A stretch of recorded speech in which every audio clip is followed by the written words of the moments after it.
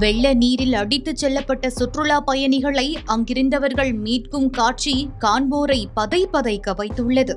Thailand நாட்டின் Chiang Mai மாகாணம் மேரிம் மாவட்டத்தில் பிரபல சுற்றுலா தலமாக விளங்கும் மேசா அருவியில் திடீரென ஏற்பட்ட வெள்ளப்பெருக்கு சுற்றுலா பயணிகளை அதிர்ச்சியில் ஆழ்த்தியுள்ளது. மேசா அருவிக்கு வந்திருந்த சுற்றுலா பயணிகள் பலர் அங்கு உற்சாகமாக நீச்சல் அடித்துக் கொண்டிருந்தனர்.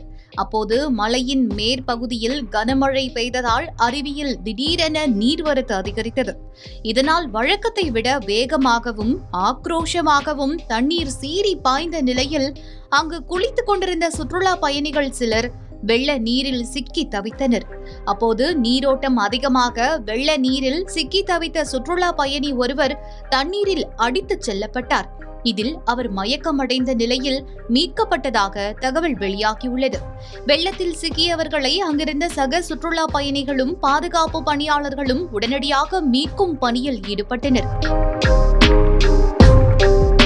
மயக்கமடைந்த நிலையில் மீட்கப்பட்ட சுற்றுலா பயணிக்கு முதலுதவி அளிக்கப்பட்டு மேலதிக சிகிச்சைக்காக மருத்துவமனைக்கு அனுப்பி வைக்கப்பட்டுள்ளார்.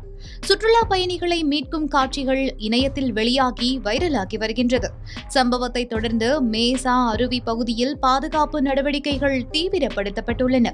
அப்பகுதியில் ஆபத்தான சூழல் நிலவுவதால் சுற்றுலா பயணிகள் அருவி பகுதிக்கு செல்ல தற்காலிகமாக தடை விதிக்கப்பட்டுள்ளது. மலைப்பகுதிகளில் தொடர்ந்து பெய்யும் கனமழையால் அருவிகளில் திடீரென நீர்வரத்து அதிகரிக்கக்கூடும் என்பதால் சுற்றுலா பயணிகள் எச்சரிக்கையுடன் இருக்குமாறு அதிகாரிகள் அறிவுறுத்தியுள்ளனர்.